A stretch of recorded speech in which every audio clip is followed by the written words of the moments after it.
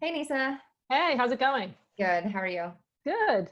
So today we're talking about this hilarious article that goes into quote unquote the four main activities of a Bitcoiner, and I wanted to talk about it because I know it's kind of making fun of Bitcoiners. It's written by a Bitcoiner, and the four things that they mention in this article are learning, buying Bitcoin, hodling Bitcoin, and democratizing Bitcoin. Hmm. So in terms of learning Bitcoin, I spend a lot of time consuming. I think that most of my education is listening to podcasts, videocasts, um, reading the white paper over and over again, reading a lot of Andreas Antonopoulos, just consuming a lot of information on a day-to-day basis. What do you do on a regular basis? Yeah, same. I feel like the pandemic has made it a fire hose of information that everybody is in this industry is now producing week-long conferences, doing nightly video casts, doing Zoom, writing, doing more podcasts than normal. So I feel like it's a great time to be able to learn about the industry. Yeah, and you and I were talking a few weeks ago about how podcasting at the beginning of the pandemic was down for every industry except crypto, which is, of course, we're somewhat obsessive by nature, I think. Right. By the way, some of the quotes in this article are hilarious. So one of them says, central bankers such as the Fed are the antithesis of Robin Hood. They take from the poor to enrich the rich. Do you think that's true right now? I think right now what we're seeing with trillions of dollars being printed, and yet they're essentially printing money from thin air. It was what it seems like, and yet we still, like, the everyday person is still not really getting it. They're giving all these big businesses and chains are getting the money, and then the small businesses are just getting like the last people that are being considered. So yeah, in a sense, I don't know if stealing is the right way to look at it. I guess it's just one way to phrase it, but yeah, people are not happy with the central banking systems right now. Corporate buybacks are evil. So buying Bitcoin represents an exchange of fiat currency for something scarcer that will allow an individual to preserve their wealth. How about that? See, Yeah.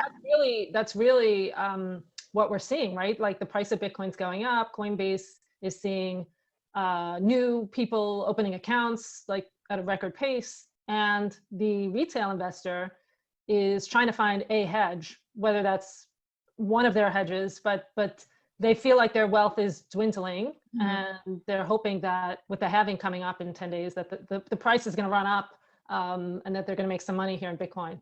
Yeah. I it's interesting that, of course, buying Bitcoin is one of the main activities, but I think it depends on the person. I don't necessarily buy at a certain cadence. It's funny, a few, I guess, weeks ago or a month ago, when the price went down to 3,000 briefly, and then it went back up to 4,000. I was like, okay, when it hits 3,000 again, then I'm gonna like buy a little more. And I just completely missed it. I'm like, damn it! Now it's like at, I guess today it was like at 8,900. It might even have crossed 9,000 again. I'm like, I don't know. I clearly missed the downturn, but it's really like interesting. Out of curiosity, how often do you like? How do you check the price? Is it something that you do regularly? Do you have an app that just displays it for you? Yeah, I mean, you can check it on the Blockfolio app. You can go to CoinMarketCap, which a lot of people don't like, but there's tons of ways. Even some of the news sites have a ticker. You can pretty much, I check it every day. Yeah, I think I check it multiple times a day. What is this like number 4 thing, democratizing Bitcoin? Yeah, That's it's the fourth activity that they talk about. democratizing Bitcoin. Yeah. Well, I think to me, how I interpreted it was everybody who falls down the rabbit hole becomes an evangelist for Bitcoin. So I think democratizing it, meaning trying to spread it to the masses and educate. That's what goes back to what you and I are talking about. Like in this pandemic, everybody's at home and everybody in crypto is creating content, churning out articles and podcasts, books and conferences and nightly Zooms and live Twitter videos that I see like some media entities in crypto doing quite regularly. I can't think of anybody I know who's really into crypto who does not create content to some extent. Right. How do you read that, democratizing Bitcoin?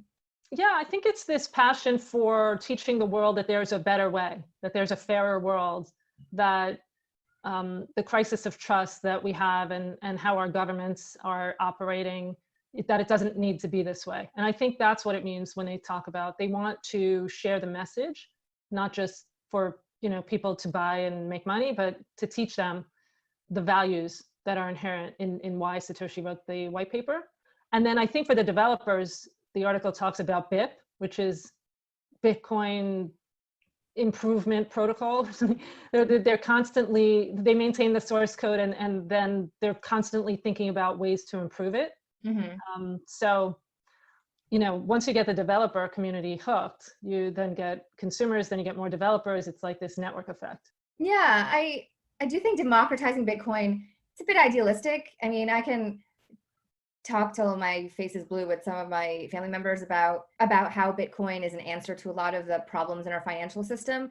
And it's great, and they get really into it and they're passionate about it. And then when I inevitably bring up Bitcoin again a few weeks later, it's almost as if that first conversation never even happened. It's hard to bring somebody in with a story of a scenario, let's say in Venezuela or somewhere else, because right now in the US, I mean, it's happening now. We're seeing money being printed, but I feel like it goes back to John Oliver saying, like, crypto combines everything people don't understand about money with everything they don't understand about computers. I think that what learning about Bitcoin highlighted for me was how much I did not understand about money and finances and economics. Economics is probably the worst class I ever did in college. I just took it as an elective, and that was a horrible mistake. I don't remember anything about economics that I learned there. But yeah, it's a great ideal. I love what you said about the developer community and getting them hooked, and how that'll help consumer involvement to increase as well. Yeah, and I think, while everybody's preaching and putting out education,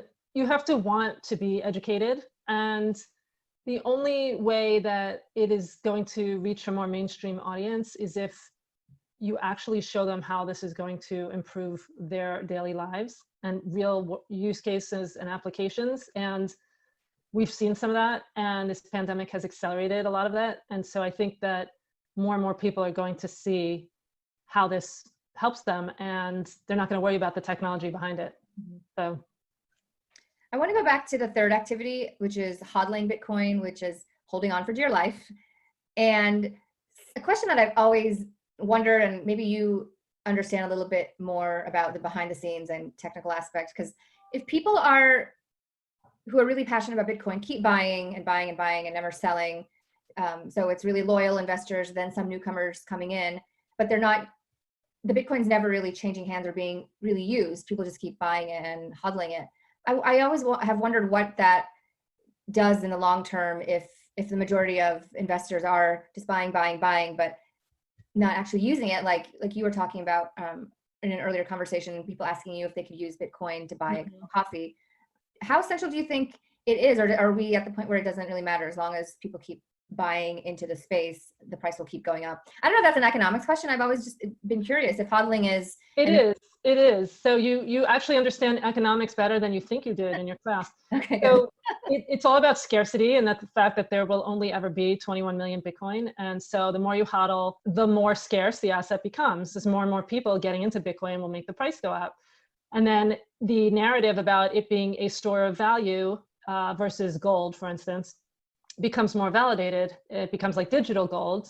And the narrative about it being a medium of exchange where you can buy things has not yet been proven out, even though there are about 100,000 merchants that do accept it. The problem is it's volatile, the price is volatile. And so people would rather, I think, hold on to it than use it. And it's not so easy to use it given the on-off ramps from fiat. It's all being worked on. And the question remains, will it become a medium of exchange in the future? But for now, I think, gold, yes, it's used for jewelry. We don't usually walk around with gold bars paying for things.